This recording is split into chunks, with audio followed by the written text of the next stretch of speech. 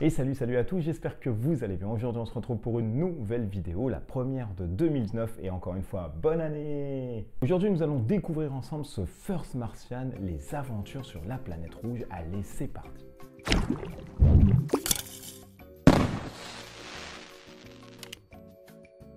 First Martian, les aventures sur la planète rouge est le tout dernier jeu édité chez Edge, distribué par Asmodée en français. C'est de 1 à 4 joueurs pour des parties avoisinant les 60 à 90 minutes minimum. C'est un jeu de type full coopératif, soit tout le monde gagne, soit tout le monde perd. Et c'est un jeu qui sort normalement là bientôt en 2019 et ça vaut grosso modo une 80aine d'euros. Dans ce jeu, vous allez vous retrouver sur Mars dans votre HUD qui va se détériorer petit à petit et votre mission, eh bien, ça sera de jouer soit en mode campagne ou soit des scénarios indépendants. Au fur et à mesure des parties, vous allez découvrir certaines choses, découvrir des carcasses, renforcer votre HUD qui se détériore, mais surtout survivre puisque dès qu'un astronaute meurt, eh bien vous perdez directement la partie. Allez, sans plus attendre, voyons ensemble comment se joue ce First Martian, les aventures sur la planète rouge. C'est parti!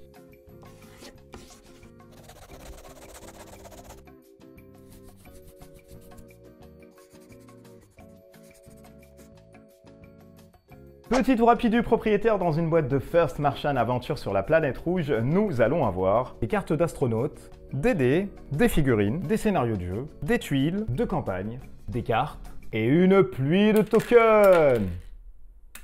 Passons maintenant en revue comment se joue ce First Martian. Vous allez prendre un scénario, comme je vous l'ai dit, indépendant, vous faire vendre campagne. Vous allez récupérer jusqu'à avoir un nombre ici d'astronautes. L'astronaute qui vous permet d'avoir 2 jetons d'activation ainsi que le tracker de santé que vous allez avoir ici. Bien évidemment, si vous n'avez plus de santé, vous perdez directement la partie. Comment se déroule un round de jeu? Alors là, je vous ai fait une mise en place assez standard pour vous expliquer les tenants et les aboutissants de manière vraiment très rapide la chose, ce qui va vous permettre de vous donner un ordre d'idée sur les mechas et comment fonctionne le jeu. On commence par la phase d'événement. Généralement, c'est avec votre tablette et l'application où là, vous allez avoir le premier joueur, qui est celui qui a le token ici, astronaute, qui va aggraver les défaillances que vous avez ici, généralement, les défaillances directement sur les blocs. Vous allez ensuite lire l'événement, etc. et vous allez le positionner directement ici, qui est l'appareil auxiliaire qui vous permet d'interagir et de mettre des actions sur certains événements qui vont recommander d'effectuer des actions. On passe ensuite à la phase de morale. Tout comme le premier joueur l'a fait auparavant, il va checker la phase de morale qui se trouve au-dessus. Donc si elle est de 0, il ne perd pas ni ne gagne de pion moral. Par contre, s'il doit descendre et il est à -1 ou -2, c'est uniquement le premier joueur qui va perdre ou gagner autant de morale. S'il ne peut pas perdre de morale, il prend directement des points de vie. Donc vous voyez que le moral est très important dans ce lieu confiné, puisque si vous n'avez plus de points de vie, vous mourrez et vous perdez directement la partie. Phase 3, production. On passe ensuite à la phase de production. La phase de production, tout bonnement, va vous permettre d'apporter de l'oxygène, de produire de l'oxygène et de l'électricité via vos panneaux solaires. Ici, nous allons avoir 2 types d'oxygène ainsi que 2 panneaux solaires. Ça veut dire qu'en début de partie, vous produisez généralement 8 oxygènes, 8 panneaux solaires que vous allez ensuite distiller ici dans toutes vos installations et plus si vous en avez à côté. Donc prenez garde puisque si vous ne pouvez pas mettre d'oxygène ou alors d'électricité dans une salle, comme par exemple ici, il n'y a pas d'oxygène là-dessus, dans le quartier d'équipage, vous allez mettre une tuile coupure qui va à la fois vous donner du stress à chaque début de tour de production, donc il faudra vraiment éviter d'avoir des coupures puisque sinon vous allez augmenter le stress et du coup ça va être des blessures supplémentaires, mais surtout vous permettre d'effectuer une action dans la salle puisqu'une action qui est coupée dans une salle, vous ne pouvez pas rentrer à l'intérieur. Si vous produisez plus d'énergie et d'oxygène, vous augmentez le tracklist ici du surplus que vous avez emmagasiné. Par exemple, vous faites 8 productions et vous avez 7 salles uniquement, le 1, vous le mettez en plus directement dessus, à savoir que c'est le demi arrondi au supérieur. Ensuite, vous avancez les graines que vous avez ici dans la petite ferme. Donc, vous pouvez faire germer des graines une fois que la graine arrive à maturité. Donc, il y a 6 slots avant qu'elle arrive à maturité. Ça vous donne du ration qui vous permet de récupérer de la nourriture. Vous augmentez le stress en fonction du nombre d'astronautes. On joue à 4 par exemple ici. J'augmente le double 0 qui va jusqu'à 4. Une fois qu'il arrive à 18, je perds 1 point de vie pour chaque astronaute et ça revient à 0. Donc vraiment faire attention, ça représente un peu l'intimité et le confinement de nos astronautes dans le HUD. On résout ensuite les pénalités liées au bloc de panne d'atelier et on passe à la prochaine phase. Phase 4, action. Durant cette phase, c'est ici que tout va se jouer et planifier par rapport à nos joueurs. Nos joueurs ont 2 points de jetons 2 jetons directement qu'ils vont pouvoir mettre à travers plusieurs choses. Ils pourront aller se reposer dans la salle de repos, faire le quartier d'équipage, le centre de maintenance qui va permettre de baisser les défaillances, le poste médical qui va permettre d'enlever certains principes ou alors de se soigner, le garage qui va nous permettre d'explorer ici les anneaux sur Mars, l'onde à hangar qui va nous permettre de gagner des ressources et surtout de prendre des échantillons qui vont nous permettre ici de faire des découvertes qui vont vous donner des skills supplémentaires, le labo de recherche pour faire d'autres découvertes et le poste de travail pour faire de la construction. Je ne vais pas vraiment rentrer dans les détails, je vais uniquement rentrer dans le détail de l'exploration qui est le plus sympa à dire et surtout le plus intéressant. Donc à chaque action, vous mettez en fait un petit jeton, vous pouvez en mettre autant que vous voulez. Vous avez ici 2 petits véhicules qui vous permettent d'avoir des succès directement automatiques. C'est-à-dire que lui, le Froggy, vous pouvez explorer avec lui et il vous fait 2 succès directement. Et le dépôt ici, lui, il vous fait un succès uniquement pour de la recherche, de la construction, de l'exploration ou de la récupération de débris, sachant que le Froggy, lui, il est uniquement là pour de l'exploration. Alors, comment se passe du coup l'exploration? Si certaines actions vous permettent uniquement pour réussir l'action de mettre un jeton, d'autres vont vous permettre justement pour avoir une action de réussite totale d'instaurer directement 2 jetons de même couleur ou pas du tout pour soutenir un jeton, on le met directement au-dessus. Alors comment ça se passe du coup si on met un jeton sur une action qui demande d'avoir 2 jetons pour une réussite automatique? Eh bien c'est là où vous allez avoir le petit set 2D ici qui va vous permettre une fois lancé de voir à l'intérieur ce qui s'y passe. Vous allez pouvoir prendre des blessures, vous allez pouvoir résoudre des aventures qui vont se passer durant votre exploration ou d'autres choses, des constructions, sachant que vous avez 3 sets 2D qui correspondent aux 3 slots que vous avez en bas, des réussites directement ou alors de gagner des points de morale. À savoir que quand vous allez lancer les dés, il y a aussi des phases vierges. Donc si vous faites par exemple que des points de morale, vous gagnez autant de points de morale, vous subissez autant de blessures si vous avez n'importe quelle phase. Mais si vous n'avez pas la phase de validité qui est ici au-dessus sur l'exemple, vous ne réussissez pas du tout l'action. Donc gardez à l'esprit qu'il va falloir faire des choses quand même à côté. Quand vous prenez une découverte par exemple ici, vous découvrez par exemple, vous dites que vous voulez partir ici. Donc 2 actions vous permettent de sortir directement en fait du HUD. Pour pouvoir sortir et explorer celle-ci, il va falloir rajouter un jeton pour pouvoir justement avoir une réussite totale. Ça veut dire quoi? Ça veut dire que par exemple, si je veux sortir et voir ce qui se passe par exemple ici, je mets un anneau ici, je le prends, je le retourne. Ça va me coûter 2 pour une réussite totale puisque je veux avoir une réussite totale et ça va me coûter 1 puisque je veux venir ici. Par contre, si je veux venir ici, ça va me coûter 2 de plus. Si je veux venir ici, ça va me coûter 3 de plus. On n'est pas dans l'obligation de rajouter pour avoir une réussite totale. On peut très bien laisser puis lancer ensuite les dés pour voir ce que ça donne. Mais je peux utiliser le petit Froggy qui se trouve ici pour avoir 2 réussites. Donc par exemple, si j'utilise le Froggy et je prends 2 dés supplémentaires, j'ai une réussite totale directement ici ou ici.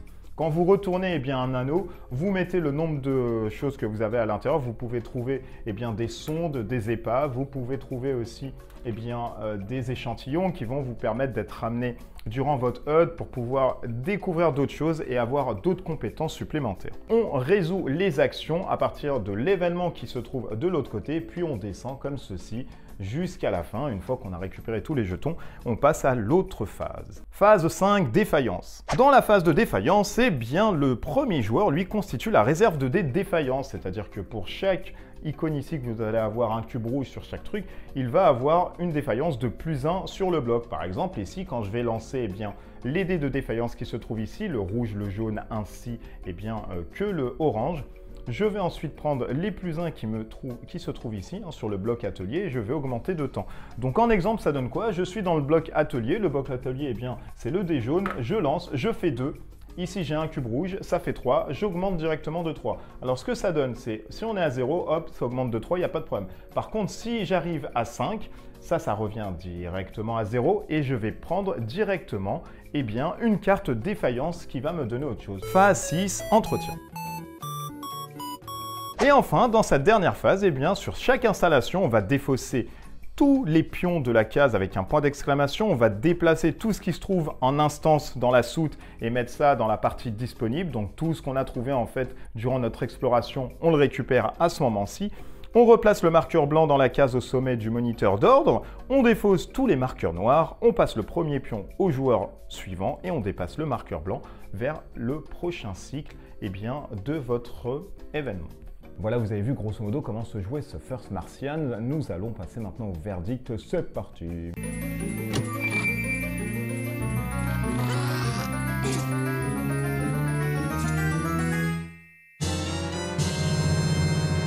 Commençons par les points positifs du jeu. Le premier point, eh bien, c'est son thème qui est très immersif. Si comme moi vous avez rêvé d'être un astronaute mais que vous étiez nul en physique ou alors en mathématiques, force est de constater qu'avec celui-ci vous allez pouvoir voyager très loin, poser même pied sur Mars à moindre coût. L'autre point positif du jeu, eh bien, c'est son matériel de bonne facture. On a, une fois la map dévoilée, eh bien, des petits anneaux qui nous permettent d'aller plus loin sur la planète Mars. On a un HUD et des figurines de très bonne qualité, des dés aussi de très bonne facture. Les petits points et les petits cubes qui vous permettent eh bien, de voir à travers le plateau toute une sorte, comme si vous étiez dans la NASA, un technicien qui regarde en fait les blocs en disant tiens, ce bloc-là est détérioré, celui-ci il faut de l'oxygène. Voilà, force est de constater que tout est fait en harmonie pour que vous ayez une immersion qui est la plus totale possible et ça marche ultra bien. Autre point positif du jeu, eh bien, c'est sa durée de vie qui est colossale pour la simple et bonne raison que vous allez avoir eh bien, deux modes de jeu. Le mode de scénario indépendant qui vous permet d'appréhender un peu les tenants et les aboutissants de comment se joue eh bien, ce First Martian, et on a vraiment le gros cœur où là vous allez avoir une bonne simulation et surtout une bonne épopée aventure, c'est dans l'aspect campagne. Deux campagnes vous sont proposées ici, la campagne en type Legacy qui elle va vous permettre que vous gagnez ou que vous perdez de continuer votre partie qui aura de lourdes conséquences par la suite, et une autre campagne qui vous permet eh bien, de rejouer des scénarios si vous les avez perdus pour la simple et bonne raison de continuer voilà, tout en ayant gagné le fin mot de l'histoire. Donc deux modes d'approche, deux modes de jeu totalement différents et deux immersions qui sont à la fois très totales et surtout globales. Autre point positif du jeu, eh bien, c'est l'aspect gameplay intuitif du jeu. Force est de constater qu'au départ, quand vous allez lire les règles, vous allez être un peu perdu, mais en un tour de jeu, dès que vous allez faire votre première ronde avec les différentes phases, eh bien franchement, ça marche très bien, c'est très bien huilé, c'est très bien mécanique, et vous avez grosso modo vos repères. Allez, en quelques tours de jeu, tout est fait, et franchement, ça tourne hyper bien, et c'est vachement bien foutu. Dernier point positif du jeu, eh bien, c'est son application qui se veut très fluide, très réactive, et surtout, voilà, qui vous permet d'apporter une petite bande son dans cette Mars et de vous sentir du coup bien moins seul. Allez, passons maintenant en revue les points négatifs du jeu. On commence par le premier qui, moi, m'a posé problème. Eh bien, c'est la lecture des règles qui se veut vraiment fastidieuse pour la simple et bonne raison que c'est très mal écrit, c'est très bien mal foutu. On manque de discernement, on manque aussi eh bien, de syntaxe. Il y a quelque chose qui ne va pas quand on lit les phrases. On dit bah tiens, ils auraient dû tourner en fait cette phrase-ci pour pouvoir mieux comprendre. On manque d'exemples. Voilà, c'est vraiment très touffu et c'est mal designé et c'est vraiment dommage pour ce genre de jeu. Autre point négatif qui ne l'est pas forcément, c'est entre guillemets eh bien, sa longévité lors d'une partie. Si vos parties vont être entre guillemets 60 à 90 minutes, vous pouvez très bien dépasser l'au-delà pour la simple et bonne raison que quand vous allez faire votre phase d'action et de planification d'action, c'est là où vous allez vraiment prendre en considération toutes vos actions qui auront une conséquence par la suite. Force est de constater que quand on est dans l'immersion, ça ne pose pas tellement de problème, mais voilà, beaucoup de personnes peuvent être un peu hérissées avec ce mode de temps qui est assez à rallonge. Mais bon, ça pose pas tellement de problème normal. Et dernier point négatif pour moi qui m'a chagriné un peu, eh bien c'est son prix. Son prix pourquoi? Qui est de 80 € que je trouve assez cher, voire même très cher pour la simple et bonne raison qu'à l'intérieur, pour ma part, ça ne justifie pas assez. On va avoir certes beaucoup de tokens, beaucoup de cubes translucides de couleur rouge, noir, vert, bleu ainsi que blanc, des dés effectivement, mais surtout eh bien, un panneau avec des tuiles. Eh bien pour moi 80 € ça les justifie pas trop, donc voilà, je grince un peu des dents quand je vois le prix à l'intérieur de la boîte quand on l'ouvre. Est-ce que du coup je conseille ce First Martian? Si vous aimez les jeux type Robinson Crusoe avec de la survie, des survivants et tout un aspect voilà, narratif qui se fait autour eh bien, d'une atmosphère qui est ici sci-fi, si vous aimez les jeux qui sont un poil simulation et qui se veut long dans la programmation, vous allez vraiment adorer eh bien, ce First Martian avec ses deux campagnes et sa durabilité et sa durée de vie qui est vraiment colossale. Il y a de quoi faire dans cette boîte de 80 €. Maintenant, si vous vous attendez plus à un jeu où il va y avoir beaucoup de recherche, de la tatane ou alors beaucoup d'exploration, ce First Martian, lui, va vous donner une bonne simulation à travers ses campagnes, vous raconter vraiment une histoire, vous proposer une expérience unique. Mais si vous cherchez vraiment autre chose, de la découverte à foison du genre Discover, etc., ce n'est pas ce genre de jeu. On est plus vraiment sur l'aspect Robinson Crusoe qui a été sorti auparavant avec un univers de la planète rouge. Et force est de constater que franchement, ça marche très bien. C'est finalement une bonne pioche ce First Martian pour ce début 2019. Moi qui n'ai pas tellement aimé le Robinson Crusoe, et de par mon expérience, j'ai vraiment aimé celui-ci pour la simple et bonne raison que voilà, c'est un aspect sci-fi qui me plaît plus, qu'il y a la planète rouge, le fait d'explorer, le fait voilà, de faire attention à ces astronautes, puisque sinon plus de points de vie, vous perdez directement la partie, de faire attention à ne pas dépasser le seuil pour remplir la mission, puisque sinon vous perdez la partie, de faire attention à garder un moral dans cette espèce de confinement, puisque sinon eh bien, vous perdez des points de vie et vous allez subir des traumas. Donc ça peut être une folie, ça peut être aussi une indigestion. Il y a plein de choses à prendre en compte, beaucoup de simulations, une expérience vraiment unique. Et moi, je vous conseille fortement, comme moi, si vous aimez voilà, tout l'aspect fluff et surtout l'aspect aventure. On se raconte un truc autour de la table. Ça marche hyper bien avec ce jeu. Gardant l'esprit quand même, c'est 80 € et c'est très salé. Et pour ma part, ça ne les justifie pas tellement. Voilà, cette vidéo sur First Martian, les aventures sur la planète rouge est finie. J'espère qu'elle vous a plu. D'ici là, on se retrouve pour une prochaine vidéo. N'hésitez pas à vous abonner à la chaîne YouTube, à me suivre sur tous les réseaux sociaux, Facebook, Twitter ainsi qu'Instagram. D'ici là, on se retrouve pour une prochaine vidéo. Jouez bien, des bisous partout et n'oubliez pas votre scaphandre intergalactique. Allez, ciao ciao.